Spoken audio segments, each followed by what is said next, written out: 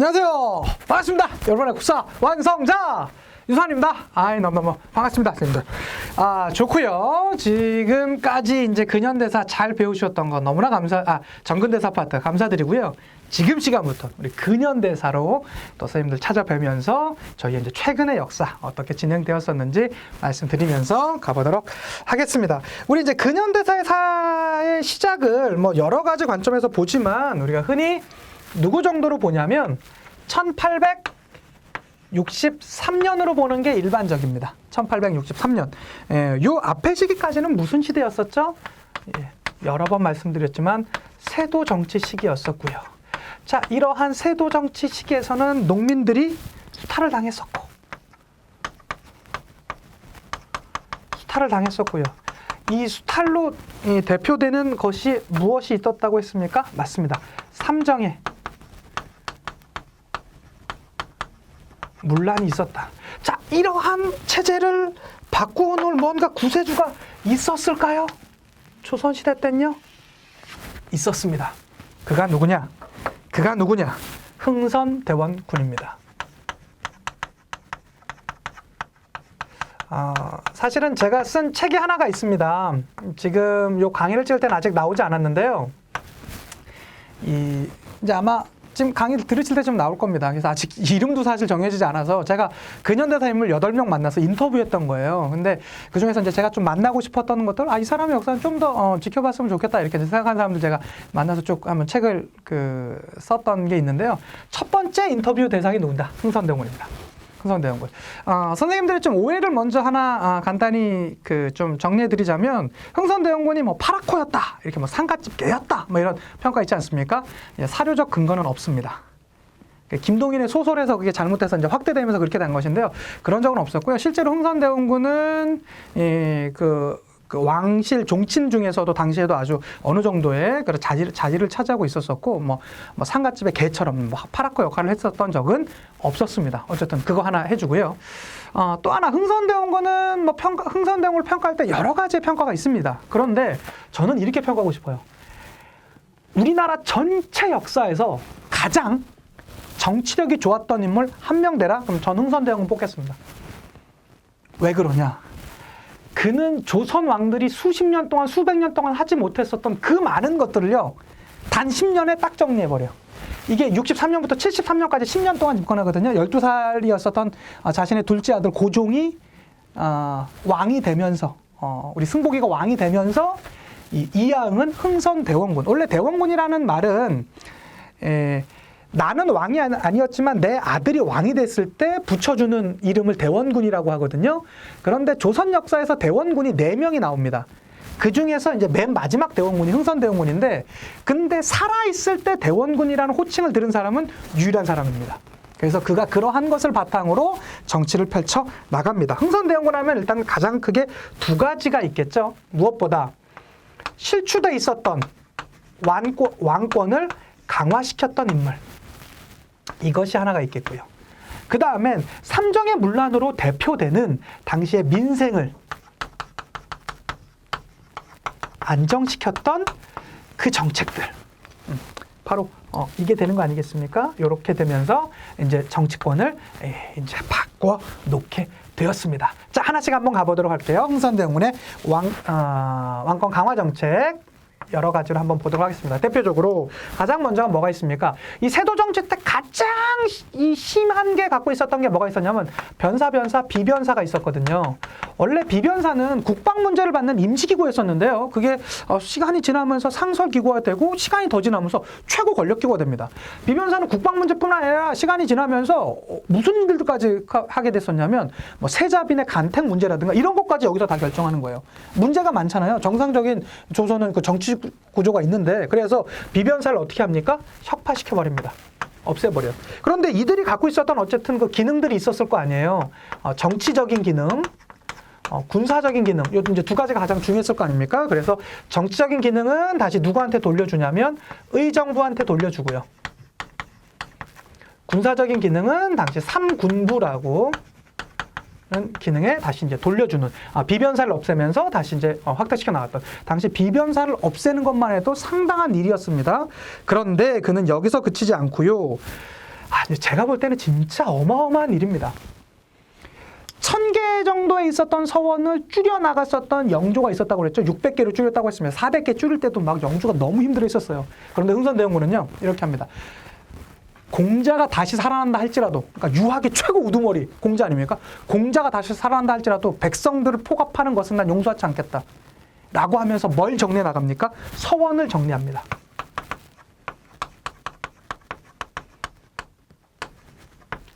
이때 서원을 몇 개를, 600여 개가 넘던 서원을요, 사액서원 47개만 남기고 전부 다 없애버려요.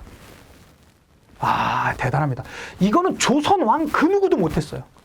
전 그렇게 봅니다. 정치력 하면 흥선대원군 따라올 사람 내가 볼 때는 없다. 왜? 서원 정리. 그리고 당시에 서원 정리도 하나 있었고요. 또 하나 만동묘라고 있었거든요. 만동묘는 이 임진왜란 때 명나라가 우리나라를 도와주잖아요. 그래서 이제 명예 황제를 이게 모셨던 거예요. 근데 이건 당시에 뭔가 이게 중국을 사대하는 거에 대한 상징이었었거든요. 만동묘도 어떻게 버립니까? 없애버립니다. 당시에 그 양반들은 반대가 극심했겠죠. 그런데 흥선대원군은 밀어붙입니다. 이거 백성이 원하는 거 아니야? 특히 이 서원 같은 경우는 어떤 문제가 있었냐면, 서원에서는 주로 제사 기능이 있다고 그랬잖아요. 근데 제사 비용을 그들이 하지 않고 어떻게 합니까? 주변 농민들한테 주는 거예요. 묵패라고 그래가지고, 이거 받아가, 이거. 일주일 뒤까지야. 일주일 뒤까지야. 근데 이거는요, 거부할 수 있는 권한이 없어요. 그러니까 농민들은 따로 내는 세금이 있는데 그냥 세금 말고 자기 주변에, 집 주변에 서원이 있으면 이거 무조건 내야만 하는 거야. 근데 이것을 그들이 악행을 많이 했었거든요. 농민들이 얼마나 힘들어요. 그러니까 이 서원 정리는 막 농민들은 막 이하응, 흥선 이러고 막 그냥 인기가 장난이 아닌 거야. 자, 그런 인기를 바탕으로 그는요, 마지막 임진왜란 때 불탔었던 경복궁이 아직도 완성되지 않고 있었거든요. 그는 마지막 왕실의 권위를 세울 수 있는 작업을 해 나갑니다. 그게 뭡니까? 경복궁 중건입니다. 이건 진짜로 대단하죠. 지금 선생님들이 이제 광화문에 가셔서 보셨던 그 경복궁은요, 흥선대원군이 만든 겁니다. 그런 입장에서는 좀 감사하셔야 되는데, 문제는 이 흥선대원군이 이게 재정적인 문제가 나오게 되면서 이 재정적인 것들을 원납전이라고 해서 원하는 사람은 납부해라 라고 하지만 뭐 이게 그냥 그러면 누가 냈겠습니까? 뭔가 좀 강압적인 수단이 들어갔겠죠? 그래도 안 돼요. 그래가지고 만들었던 게 뭐가 있었냐면 당백전이라는 걸 만듭니다. 당백전. 자, 당백전은요, 선생님들 한번 생각해 봅시다. 당백전은 당시에 상평통보의 형식적인 가치로는 100배에 달했던 것입니다. 100배에 달했던 거예요. 그러니까 지금으로 치자면 지금 제일 비싼 돈이 뭐죠? 5만 원짜리죠. 새로운 화폐를 찍어내는데 500만 원짜리, 한 장에 500만 원짜리 화폐를 찍어낸 거예요. 그럼 어떻게 될까요?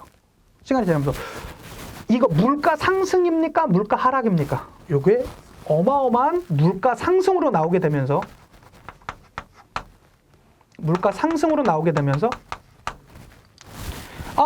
다음 달에 버스비랑 전철비 또 오르는 거 아시죠? 기분이 어떠십니까? 별로 안 좋으셨죠? 제가 지금 뻥쳤거든요. 근데 지금 뭐야? 그 말을 들으면 일단 일반 사람들 기분이 안 좋아. 뭐 또 올라? 얼마 전에 담배값도 올랐는데 또 올라? 막 이런 식으로 한단 말이야. 이게 결국에는 흥선대원군의 발목을 잡아요. 발목을 잡습니다. 그래가지고 결국에는 그 잘했었던 흥선대원군이 이것으로 인해서 일반 백성들한테 불만을 가져오게 되었었어요. 그 이유가 하나. 그래서 제가 흥선대원군을 만났잖아요. 인터뷰했다고 그랬잖아요. 물어봤어요. 아니, 당신은 정말로 내가 볼 때는 합리적인 사람인데 왜 이걸 생각하지 못했냐? 이거 그때 안 했으면 당신 정말로 말년도 좋지 않았겠냐? 라고 내가 물으니까 흥선대원군이 안타까워하면서 자기가 얘기하더라고요. 이보시오, 유 선생님. 제가 그걸 몰랐겠습니까?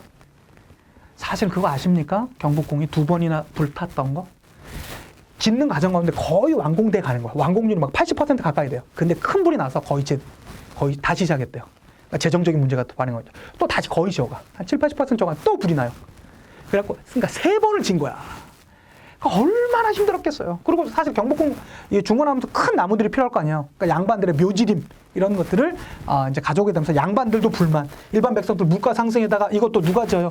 양반이 집니까? 일반 백성들이 졌겠죠? 그래서 부역 동원하고 이러면서 또 불만. 이렇게 되면서 나름의 왕권 강화에서 권위는 올리는 모습은 있었지만 그럼에도 불구하고 상처뿐인 것이었었다. 그렇지만 그가 이렇게 해줌으로써 지금의 경복궁은 우리가 이제 누리고 있는 것이겠죠. 그런 거 한번 이제 봐주시면 좋겠고요. 자, 그것뿐만 아니라 이제 물가 안정에도 그는 크게 기여했습니다. 대표적인 게 이게 있지 않습니까? 전정. 전정이란 게 뭐냐면 땅에 대해서 내는 세금인데 이 당시가 세도 정치 때 어떤 거라고 했습니까? 매관매직되면서 농민이 수탈되니까 그냥 10분의 1만 걷는 게 아니라 야 세금 더 내, 또 내 계속 내 막 이런 게 되는 거예요. 그러니까 이것을 금지시키면서 당시 흥선대원군이 뭘 하냐면 너네 받는 세금만 받아. 그리고 지금 내가 확인해 보니까 분명히 농사는 짓고 있는데 장부에 없는 땅이 있어. 이건 뭐야? 세금 안 내겠다는 거잖아. 그런 걸 내면서 실제로 어느 정도 딱 커버한 거예요. 그걸 뭐라고 하냐면 감추어진 땅, 은결이라고 하거든요. 은결을 색출해요. 여기서 세수를 받으면서 이제 좀 정리를 하는 것이죠. 은결색출. 그 다음에 토지를 막 겸병해 가면서 막 늘려가는, 억지로 막 농민들한테 빼앗아서 늘려갔던 게 있거든요. 그래서 토지 겸병. 토지 겸병이라고 하는데 이 겸병을 막아버립니다. 그러면서 이제 막 농민들이 이거 괜찮은데? 이런 이제 느낌이 있었죠. 그리고 또 하나 나오는 게 군정입니다. 군정. 자, 군정은요, 이런 게 있었어요. 16에서 60세 남자면 누구나 내는 거죠. 근데 죽으면 안 내는 거죠. 그런데 당시는 돈을 주고 자리가 올랐잖아요. 그러니까 이 당시에 수령들이 그냥 막 걷는 거예요. 어떻게 걷는다? 애가 태어났어요. 한 100일 됐습니다. 아주 뭐, 장성했구만. 군포 내시오. 이거예요. 100일 애한테. 말이 됩니까? 그런데 시아버님이 돌아가셨어요. 상치른 지 다 1년이 넘었어요. 그래서, 아버님 이러고 있는데 갑자기, 어이구, 여기 아주 젊으신 아버님이 한 분 계신다며. 빨리 군포 내줘. 돌아가셨는데, 내라면 돼! 이런 식이 있었어요. 이걸 황구첨정, 백골징포. 이렇게 이제 표현하는 것이죠. 문제가 많았었거든. 그래서 실제로 이 군정에서 이걸 개혁하기 위해서 흥선대원군이 했었던 정책, 대단한 정책이 있습니다. 그게 뭡니까? 호포제입니다. 군포를 뭐 단위로 걷겠다? 호 단위로 걷겠다라는 거야. 집 단위로. 그러면 이 군포는 원래 양반들은 안 냈었거든요. 그런데 이 호포제가 시행되면서 양반도 부담하게 되었던 거예요. 군포를 부담했다? 이거는요, 조선 역사에서 그 누구도 왕들이 못했던 일을 흥선대원군이 해낸 겁니다. 이건 정말로 대단한 일이에요. 정말로 대단한 겁니다. 그래서 이런 흥선대원군이 있었었고요. 자, 그리고 나서 이제 마지막에 삼정이 뭐냐면 환곡이라는 게 있었어요. 요걸 합쳐서 삼정이라고 하는 거거든요. 전정, 군정, 환곡, 환정이라고도 했었는데 어쨌든 이 환곡은 이거 관리들이 농땡이 치거든요. 보통 이게 사실 환곡제라는 건 고구려 때부터 시작했어요. 우리가. 그래서 봄에 빌려주는 거예요. 너 지금 먹고 살 거 없지 지금. 일단 국가가 봄에 곡식을 빌려줘요.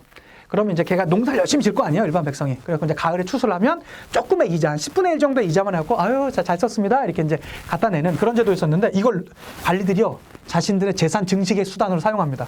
농민들이 필요 없다는데 무조건 빌려줘요. 쌀을. 가져, 써! 이렇게. 지금 우리 흔히 전화 오면 대출 필요하시죠? 이렇게. 우리 돈 필요 없는데 맨날 대출 필요하시죠? 이런 거예요. 똑같아요. 근데 거긴 국가가 억지로 갖다 맡기는 거예요. 그런데 이때 줄 때 쌀도 막 다 썩은 거, 막 반은 모래 섞여 있는 이런 걸 줘요. 그러고 나서는 가을에 뭐 합니까? 아주 높은 이자로 제대로 된 쌀을 다 뽑아가는 이런 문제들이 많았거든요. 그렇게 하면서 이거 관리들이 하니까 이게 문제가 되니까 사창제를 실시합니다. 사창제라는 건 뭐냐면 그 지역에서 있었던 유력자, 유지들이 창고를 운영하는 거예요. 개인들이 창고를 운영하는 거니까 마을의 유력자들이. 그러면 마을의 유력자들은 주로 안 그럴 거 아니냐 이렇게 하면서 개인에게 이 역할을 맡기게 되면서 민생 안정을 이루어 나갑니다. 이 대부분의 정책들은 백성들이 여러 가지 환영하죠. 이러한 모습들이 있었습니다. 이게 흥선대원군의 무슨 정책입니까? 대내 정책입니다. 대내 정책. 여기 이제 대내 정책이 하나 있었고요. 여기서부터 이제 대외 정책 한번 들어가 보도록 하겠습니다. 자, 흥선군의 기본적인 대외 정책은 뭡니까? 아마 조금 연세가 있으신 선생님들은 이거 쇄국정책 이렇게 이제 배우신 선생님들이 계실지 모르겠어요. 근데 쇄국정책이란 말은 지금은 별로 안 쓰고요. 통상수교 거부정책이라고 합니다.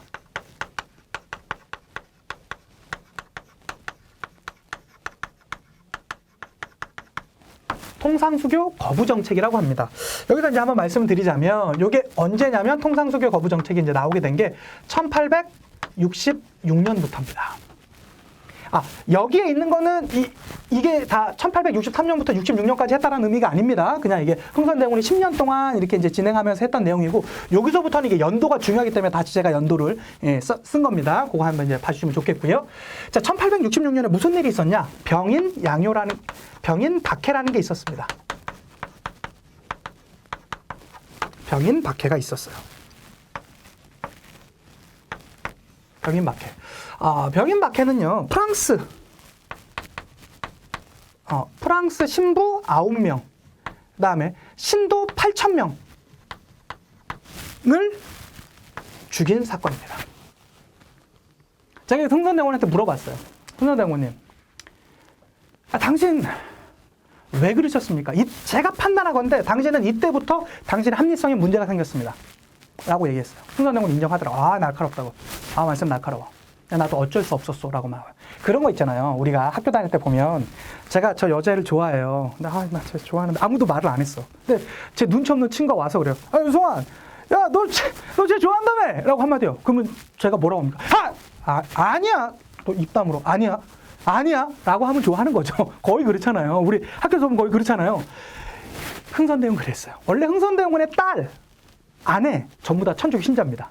그리고 흥선대원군조차 이 천주교에 대해서 상당히 우호적이었어요. 이게 좀 이들 당해서 뭐 정치를 어떻게 해볼까 막 하고 있었는데 이게 잘 교섭이 안 됐어요. 근데 그때 막 이런 게 막 진행될 때죠. 하고 있을 때 당시에 유생들이 따진다. 흥선대원한테. 당신 천주교 신자라는 지금 뭐 소문들이 많아. 천주교 신자요? 라고 말할 때 흥선대원 뭐라고 할까요? 아니야! 나 아니야! 라고 나왔겠죠. 그렇게 나오면서 어떻게 됩니까? 맞아요. 그럼 증거 보여줘봐. 이렇게 죽인 거야.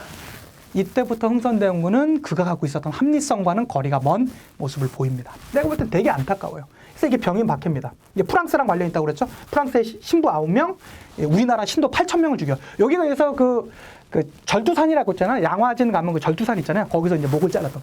그래서 그 당시에는 한동안 이 한강물이요, 적색이었대요. 이기 때문에. 그런 모습이 있었다라고 합니다. 자, 그러한 과정 가운데 또 다른 사건이 하나 벌어집니다. 같은 66년입니다. 이게 제너럴 셔먼호 사건이 벌어집니다. 제너럴 셔먼호 사건. 이 병인 박해는 프랑스는 병. 요거 이제 병인 이렇게 가지면 되겠죠. 제너럴 셔먼은 누굽니까? 미국입니다. 미국 상선 이 제너럴 셔먼호라는 이제 배가요, 우리나라 대동강을 거슬러 올라와서 막 통상을 요구했었어요. 근데 이때 이제 우리가 이제 제대로 했습니까? 또 물론 거기에서 이제 내부적인 문제도 있었고요. 어쨌든 우리가 이 제너럴 셔먼호를 불태워 버립니다. 그러니까 이게 문제가 돼갖고 5년 뒤에 우리는 이제 다시 공격해 오는 게 그거고요. 자, 그러한 상태에서 이 프랑스는 당시에 이 아시아적으로 많이 와 있었거든요. 이들이 가만히 있었겠습니까? 가만히 안 있죠. 그러면서 이들이 다시 우리를 공격해 들어옵니다. 그게 뭡니까? 병인 양요가 되겠습니다. 이게 뭡니까? 병인 양요입니다.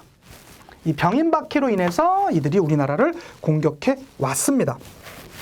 이때 누가 쳐들어왔을까요? 당연히 프랑스겠죠. 프랑스가 쳐들어왔고요. 로즈 제독이 쳐들어왔다라고 합니다. 로즈, 장미.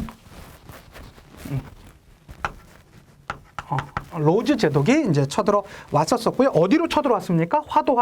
강화도로 쳐들어왔습니다. 강화도로 공격해 왔었고요. 이거 우리나라가 효율적으로 막아냅니까? 못 막아냅니까? 막아냅니다. 이때 이제 누가 있냐면 문수산성에 한성근이 있고요. 그 다음에 정족산성에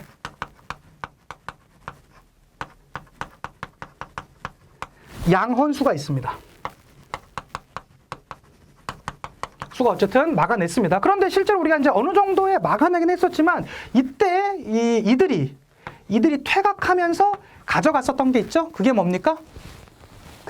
여러분들 아시는 외교장각.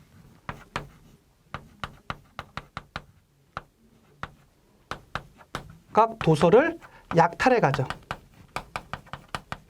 물론 2011년도에 이걸 다시 돌려봤습니다. 물론 그것도 뭐 영구 상환이 아니라 이렇게 뭐 임대 형태로 이렇게 바뀌긴 했지만 어쨌든 2011년도에 부분적이나마 이제 반환이 이루어졌었다라는 거 하나 더 체크해 두시고요. 어쨌든 이렇게 어려움을 당했어요. 로즈가 쳐들어왔습니다. 어려움이 있었고요. 자, 이때 우리를 더 괴롭혔었던 막 이때만 해도 저 나쁜 놈들 막 이러고 있을 텐데요. 1868년도에 오페르트 도굴 사건이라는 사건이 하나 터집니다.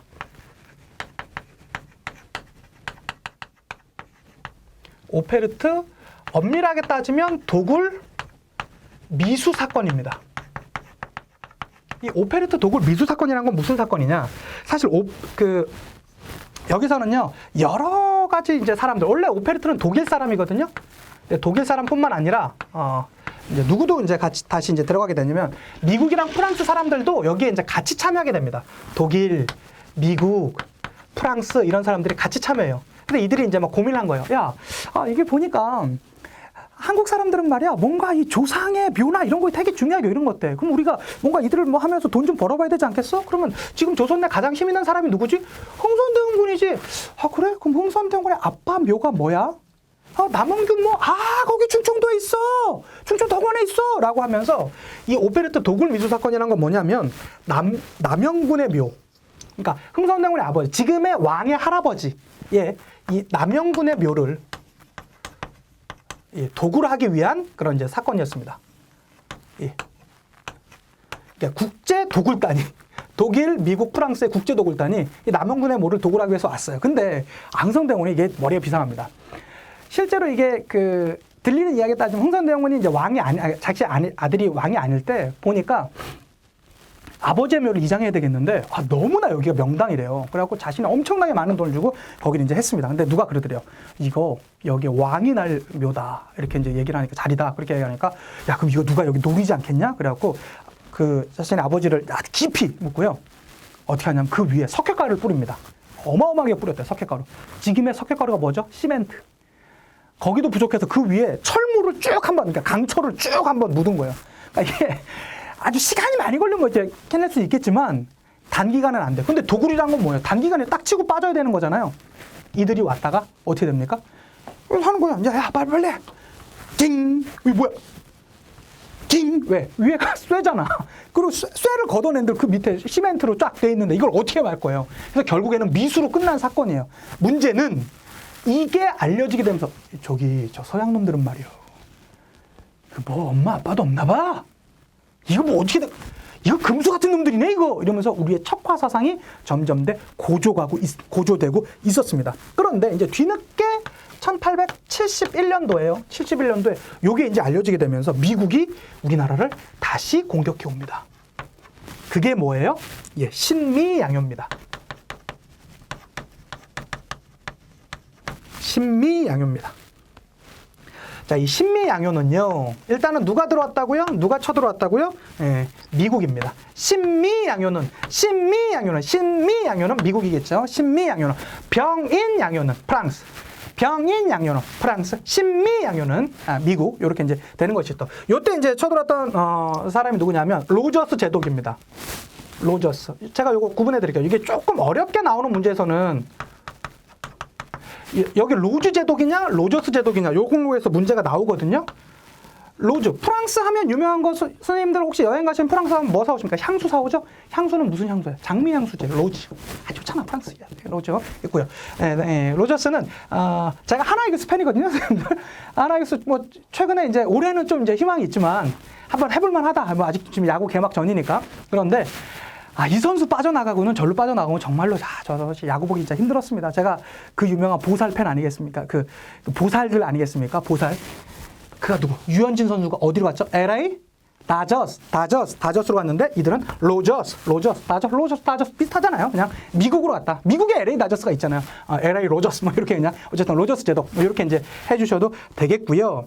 어쨌든 그들도 역시 어디로 쳐들어왔습니까? 강화도로 공격해 왔습니다. 문제는 요때 이제 막았었던 사람이 누구냐면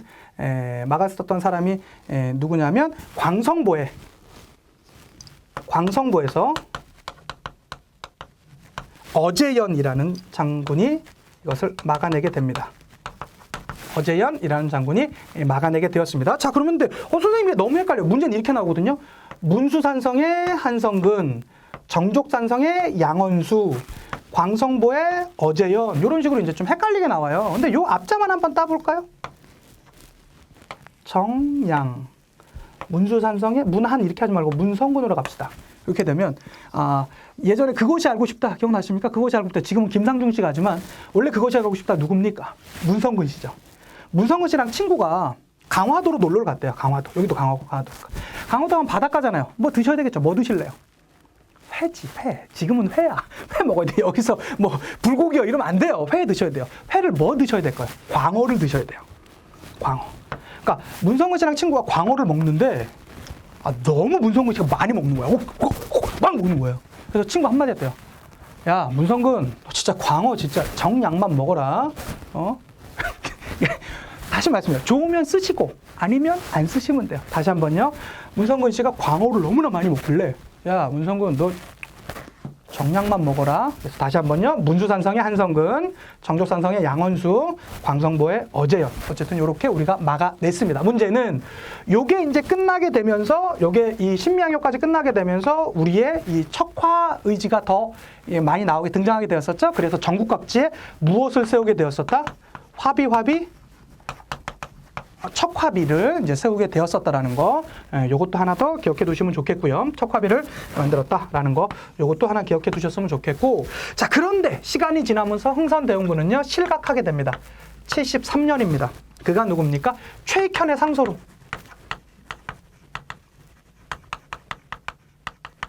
최익현의 상소로 드디어 그 누구도 말할 수 없었던 흥선대원군의 당시 최고 권력가에 있었던 흥선대원군이 실각하게 되는 흥선대원군의 실각, 이제 정치적으로 잃게 되는 그러한 모습들이 있었다라는 거. 자, 선생님들 그 흥선대원군은요 크게 두 개입니다. 대내 정책, 대외 정책. 대내적으로는 민생 안정과 왕권 강화. 대외적으로는 통상수교 거부 정책인데요. 이 순서가 중요합니다. 이 순서 어떻게 되죠? 같은 애입니다. 요게 1번 병인박해 1번, 2번 제너럴 셔모노, 3번 병인 양요, 4번 오페르트 도굴, 5번 신미양요. 이렇게 이제 순서대로 가는 게 있었다라는 거. 그 다음에 문성근 씨 광어 정량만 드세요. 요거 이제 하나 가시면 되겠고요. 나머지는 왕권 강화, 민생 안정 요 내용들 각 기억해 두시면 여기 파트 문제는 아마 고급 파트 문제도 요 정도만 기억해 두시면 절대 틀릴 일 없을 겁니다. 수고 너무너무 많으셨고요. 다음 강의에 뵙도록 하겠습니다. 자, 인사하고 마칠게요. 역사가 완성되는 그날까지 완!